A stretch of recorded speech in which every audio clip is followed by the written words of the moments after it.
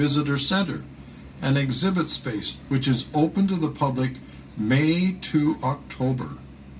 The other sandstone building to the left of the stores and adjacent to the lock is the powerhouse. This is a very significant building. The building is one of the reasons for the Sault Ste. Marie Canal's historic site designation, as it was the first lock in the entire world to operate using electricity, which was generated in that powerhouse. The Sault Ste. Marie Canal ceased generating power in 1942 when it began to purchase electricity from the neighboring hydroelectric power plant. However, currently, restoration work on the building is being done to preserve the foundation and prepare for future power generation in the old powerhouse. This will allow visitors to once again enter the building and see how it all works.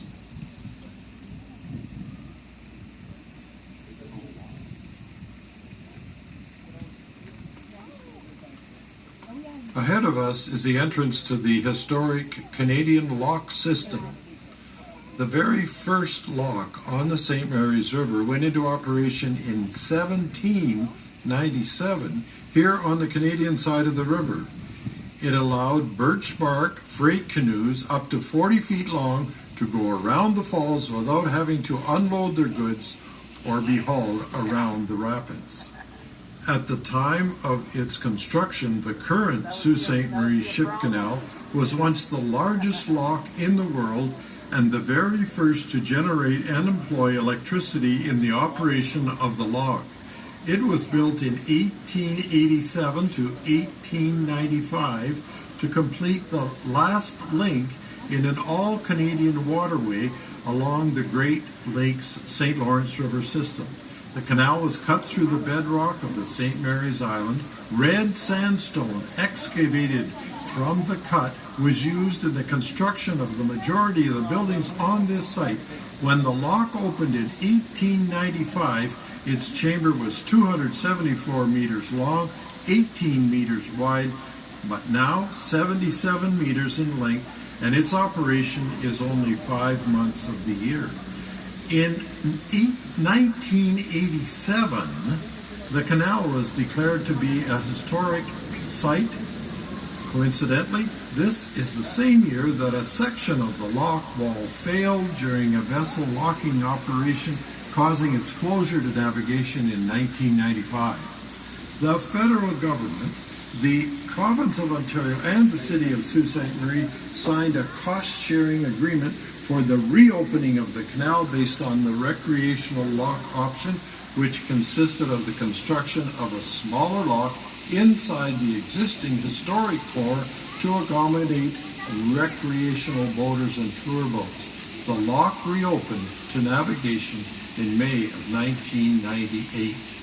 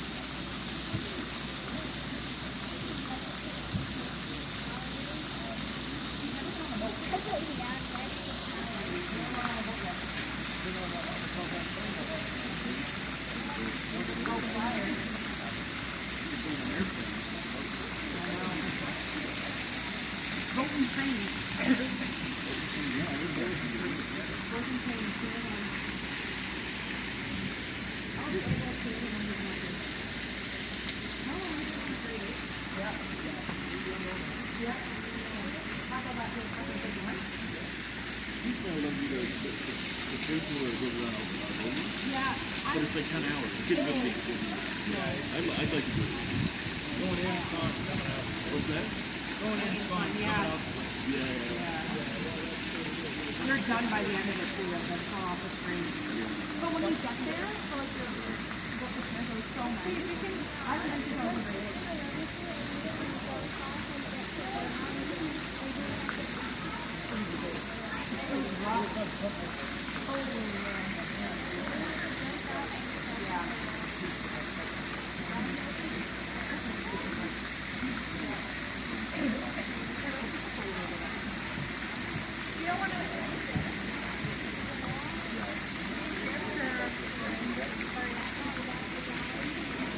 I can sit there.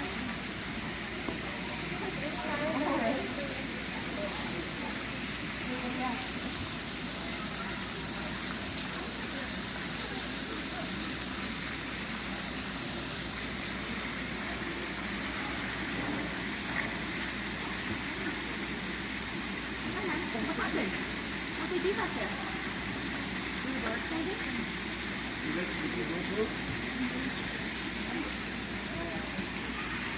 Cool, huh?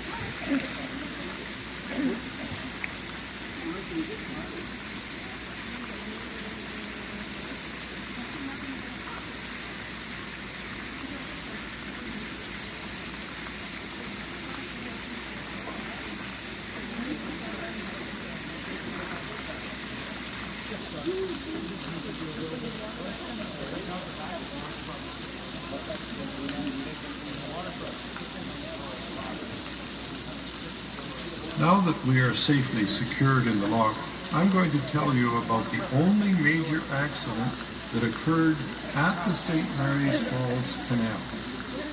It took place on the Canadian side of the locks, not the American. Back in 1909, the Canadian Pacific steamer Assiniboia was tied up in the lock just the way we are, and the steamer Crescent City was entering the lock downbound. Another ship, the Perry G. Walker, was upbound in the lower river when it lost control and rammed the gates, demolishing the gates. This caused the Assiniboia and the Crescent City to break loose with a rush of water and pass through the lock all of a sudden.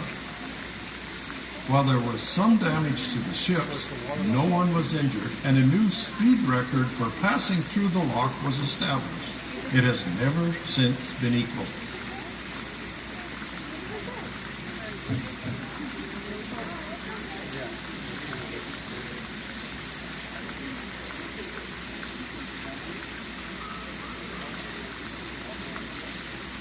They just secured a boat and that's it.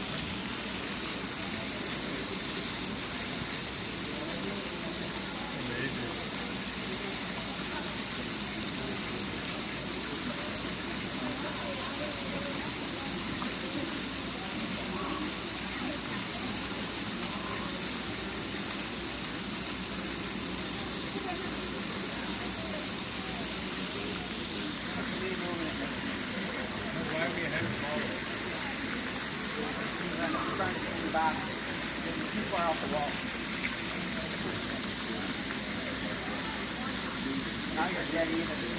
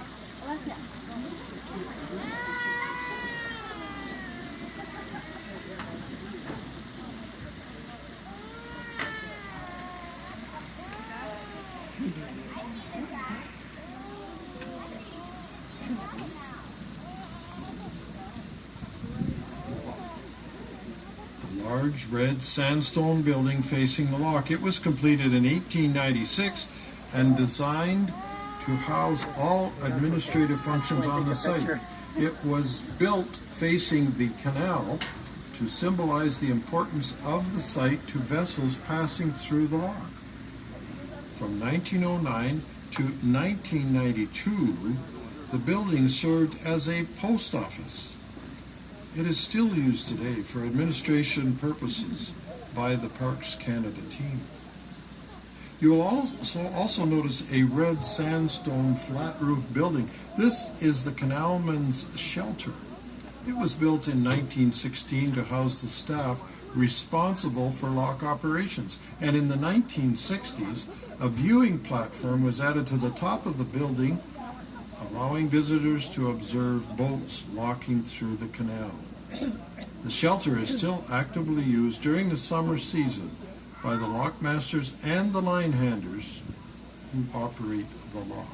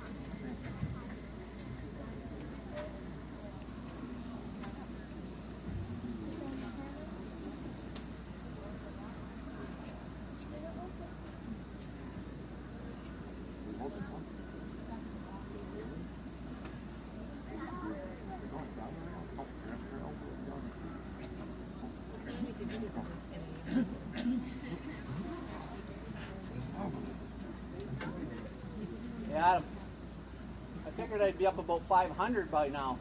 Yeah, I'm not doing that again this season. Not the year. It's not the year? No. Couple, what, 2-3 more years? Yeah. Now that we're at the level of Lake Superior, the gates ahead of us are opening, and we will soon be on our way.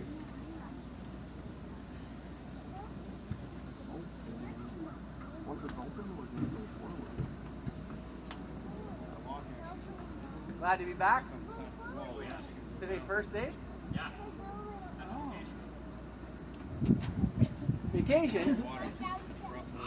The options made. Oh, were you?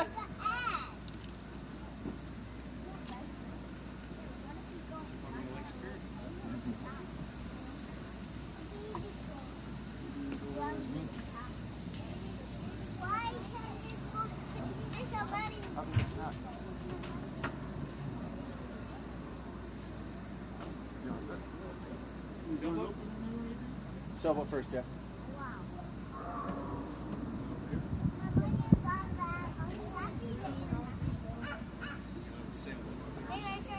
Oh yeah.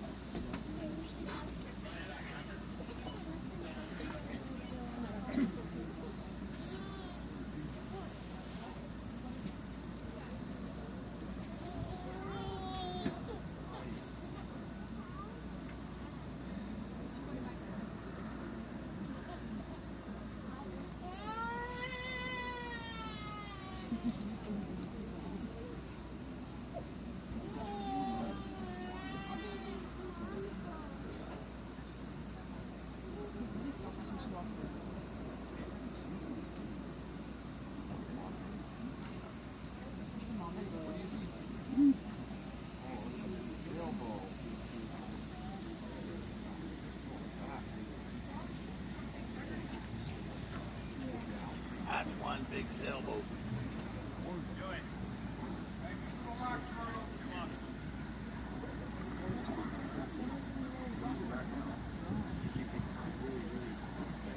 Gotta be 40 plus.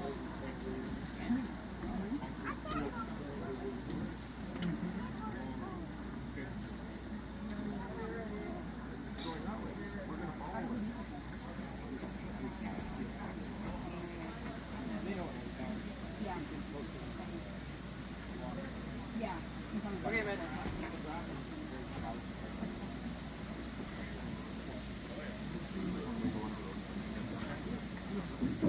Small little blast on the horn, folks.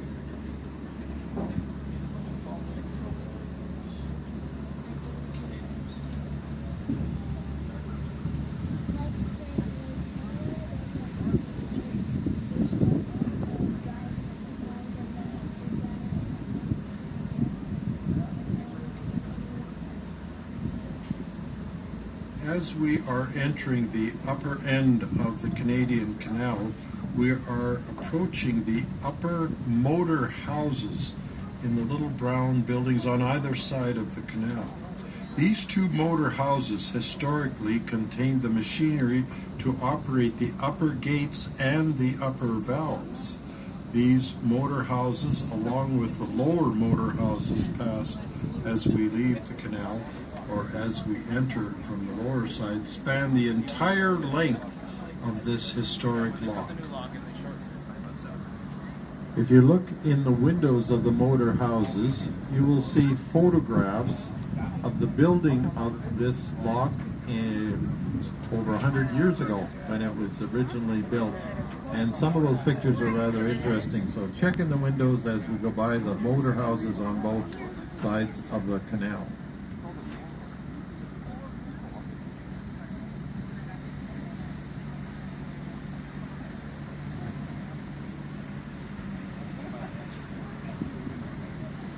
Chisels, hammers, and steam shovels. And they're digging all the sandstone out of here. Ahead of us is the International Bridge, which is the highway bridge connecting the United States and Canada. The state of Michigan and the province of Ontario jointly own the bridge. It was completed in 1962 and it is 2.8 miles long and of cantilever construction. To our right stands the superintendent's residence and the greenhouse. The superintendent's residence, constructed of red sandstone, was completed in 1897. It served as a home for the superintendents and their families until 1980, when Parks Canada took over the operation of the Sault Ste. Marie Canal. Over a span of 83 years, 7 superintendents and their families enjoyed the comfort of these residents. The longest acting superintendent, J.W. LeBreton Ross, left a mark on this site. Known for his passion for horticulture and enhancing the beauty of the site, Ross went on to become the first president of the Sault Ste. Marie Horticultural Society. The relationship between the Horticultural Society and Sault Ste. Marie Canal remains strong to this day. The two have a partnership where Parks Canada provides the Society with access to the greenhouse, and in return the Horticultural Society uses the flowers grown there to plant them around this site. The emergency swing dam is the orange painted all-metal structure next to the CN Railway Bridge. Built by the Dominion Bridge Company in 1896, it served to slow down the flow or water within the canal in the event of an accident. It operated by swinging over the canal and dropping wicket gates and shutters to regulate the water flow. The swing dam is the only one of its kind remaining in the world and the only one that ever was used during an accident.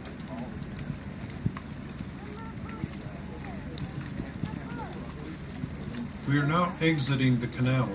On our right, you will notice a swing-type railway bridge. This railway bridge is operated by CN Rail and it rotates on its central axis. This active railway bridge is still in use daily once the lock is closed.